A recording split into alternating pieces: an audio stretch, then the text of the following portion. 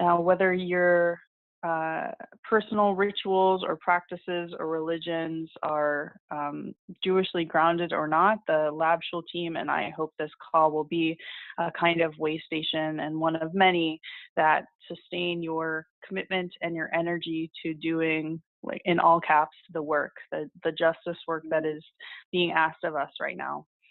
A few logistics. We are holding this call every week at 12 p.m. With a meditation leader and a different inspiration specialist each week. And if you have any feedback or ideas or concerns, please do message me, Kerry Chaplin, on Facebook. And if you are someone or you know someone whose story could inspire and restore us, please do let me know, because I'm definitely on the lookout for folks who can be our inspiration specialist each week. Everyone is on mute because of the brief nature of the call, and that means no introductions. But I want to honor this temporary community of like-minded strangers from throughout the country. So when this call is over, I'd like to request that you post a picture of where you're listening or who you're listening with, your sunny corner of the office. If you're in the car, please wait till you're done driving. Or you could post a word or two about what's on your heart after the call in our Facebook group. In the meantime, I'll say something about who I know is on today's call. We have folks from, let's see, LA, New York, the Bay Area in California, Pittsburgh, and a couple area codes, I'll be honest, I do not recognize. I'm sure other places too, maybe I think Texas and Florida. And there are people on this call I know who are working for immigrant rights and who are doing a lot of amazing organizing around May Day today. There are people who are working to support trans youth, who are working at the intersection of Muslim and Jewish relationships.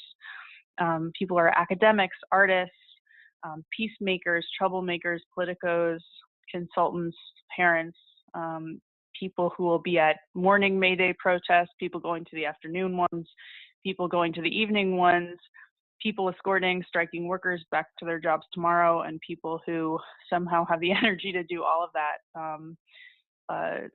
We say in Hebrew, kol hakavod, like all the respect to you for showing up for workers today. We gather on this call to practice our own helpfulness. We have just this one self and a whole lot of work to do with it. I'm calling in from Pittsburgh. Greco is a professor, a mindfulness meditation practitioner and teacher, and has been to a lot of rallies and protests lately. She's been a mindfulness meditation practitioner since the mid-90s and a teacher of mindfulness-based stress reduction since 2005. Carol, if you would unmute yourself. Yes, I already have. Thank you. Oh, great. Welcome. Yeah. Okay. So thanks for inviting me. So the other day, I was completely caught in overwhelm, in too muchness, the ever-expanding to-do list, looming deadlines, daily imposition of new administrative details that I'd already failed to complete. I felt hemmed in and tight, and I'd kind of forgotten what happy even felt like. And my friend, who was caught in her own version of overwhelm, mentioned that she was holding a poor me party. This immediately hit home to me. I was holding a poor me party for myself. I laughed inside, seeing myself at this party, and I was the only person there. Nobody else had come. My experience changed immediately. I was no longer at the poor me party. There was a sense of lightness and openness. I could breathe freely. So we will be using a breathing space, a brief meditation practice. We can use this when caught in too muchness, in overwhelm, or in stress. It has 4 steps, and we can do this right now together. First, starting with the intention to come to stillness. Settling in to a moment of silence, a moment of stillness. Next, bringing awareness to all that you are experiencing right now. Sounds, physical sensations, contact between your body and the surfaces that support you, any sensations in your muscles or inside your body. Aware of the external situation you're in, and your moods or emotions right now, and any thoughts that arise. And now, gathering your attention to the sensations of breathing, focusing in on the feeling of the in-breath and sensing the exhale. Perhaps just right here at your nostrils, feeling sensations of coolness or warmth or moisture as air moves in and out.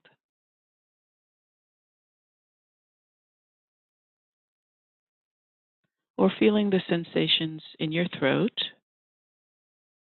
your chest, or your belly.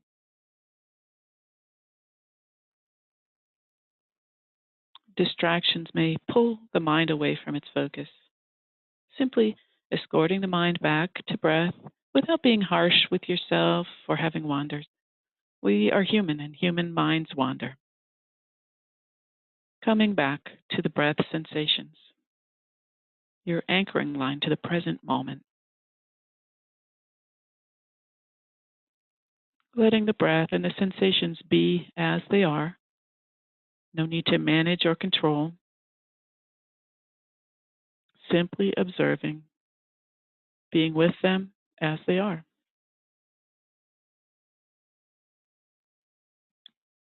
And finally, from this relatively centered, stable focus on breath sensations, expanding the field of attention, expanding and opening to feeling your whole body, the torso, the arms and legs, your neck and head, feeling whatever is here. Physical sensations and any moods or emotions that are here now. As best you can, acknowledging all that is here for you right now, including any areas of tightness or tension, or challenge. Perhaps saying to yourself silently, it's okay to feel what I'm feeling. It's here anyway. Let me feel it. Say hello to your experience. Being with whatever is here. Being present for yourself and how you are feeling just now. Taking a breath, feeling any energy of the in-breath. Exhaling and sensing how the body lets go of what is no longer needed. Thank you. Thank you, Carol, for offering us that breathing practice for moments of too muchness, for helping us to notice our bodies and our breath and all of our feeling pieces and saying hello to them. Calling in from the Bay Area, Katie is a fitness instructor. I will say from personal experience, I know she's an amazing dancer. She's an adoption case manager, and she knows how to throw a very, very good party. Katie, if you would unmute yourself, go ahead and welcome. Thank you. And thank you, Carol. The poor me party, as an introvert, I think I definitely drop into that a lot. And then I just tell myself, like, I'm going to stay in that poor me part, being an introvert. And then it ties into what I want to talk about. I think as I listened to past calls and I thought about how I've been feeling since November 8th, and what I wanted to say, I kept coming back to the words community and safe space. And as an introvert, it takes me a little bit to get to a community and find one. But when I find it, I'm in that safe space. And it has been my various communities and safe spaces that have gotten me through the past 6 months. And it'll be my communities that I return to when I want to throw in the towel and when I get really wound up and tight. In early January of this year, there was a scare in the adoption community that international adoptees born before 1990 needed to double check their paperwork to ensure that their parents had taken them through the proper US citizenship process. Our passports were not enough, and we needed specific pieces of paper. I frantically checked my paperwork. I called my parents. I'm an international adoptee myself, born in '82. So I had this moment of panic. I read everything I could about the situation. And my community of adoptees, my adoptee community, we all blended together tightly during this time. We were calling offices. We were reviewing paperwork. We were starting chat groups. We were stepping up to help our people I had never spoken to that were posting on Facebook. I was like, I don't know what to do. And everybody just stepped up, right, to help our people. I run a group every month for adult adoptees of color, and I call them my tribe. Over half of us are international adoptees. And during this time in January and flowing into February, the group was crucial for us while we confirmed that we did have the proper papers. And it continues to be crucial because there are a few members in our group that don't have that paperwork and are in this unknown and this scary place of their citizenship is going to be questioned. There already has been a Korean adoptee deported back to a country that he does not know. He does not know the language. So this adoptee community where we've been staying strong together since early January. And knowing that people from my tribe are in jeopardy of being deported by this administration has kept me focused and committed to getting up every morning and making those phone calls and doing what it is I can do. As Kerry mentioned, I'm an adoption case manager, so I'm a social worker. I have my MSW. And the first thing they taught us was the importance of self-care. And I get my self-care a number of different ways.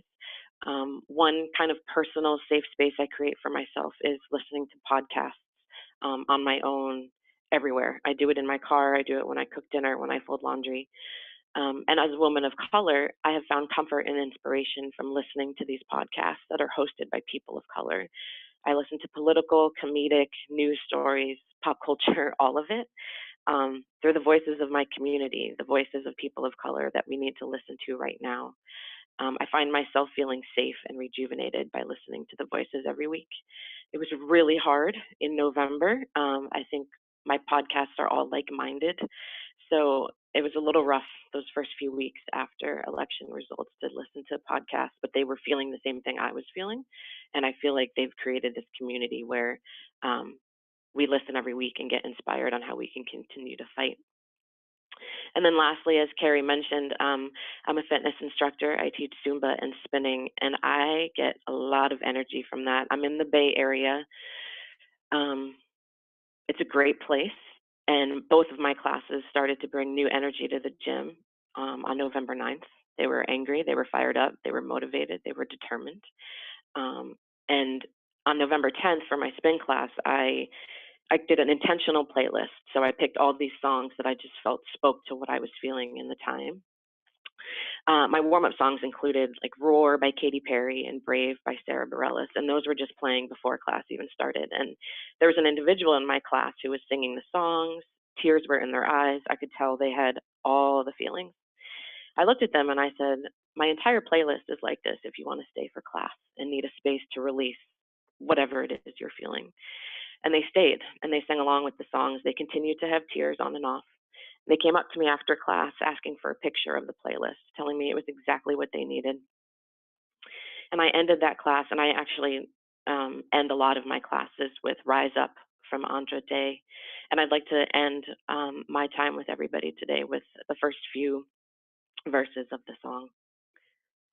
You're broken down and tired of living life on a merry-go-round, and you can't find the fighter, but I see it in you, so we're gonna walk it out. and move mountains. We're going to walk it out and move mountains. And I'll rise up. I'll rise like the day. I'll rise up. I'll rise unafraid. I'll rise up, and I'll do it 1,000 times again. And I'll rise up high like the waves. And I'll rise up in spite of the ache. I'll rise up, and I'll do it 1,000 times again. For you, for you, for you, for you. And this is not part of the song, but I would personally like to add that I will rise up for us. Thank you.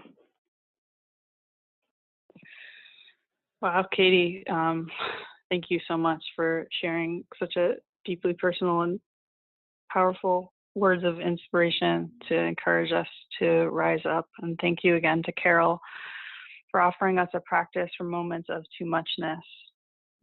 May this week, may we seek refuge and comfort and safety in our communities.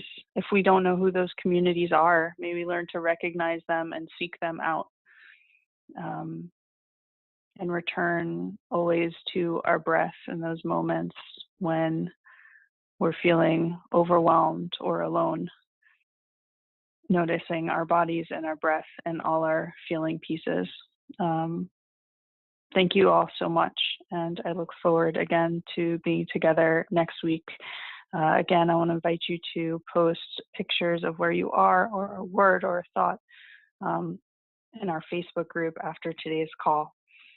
Thanks again, and the call is recorded and will be available online as soon as I get a chance to upload it. Thanks again so much.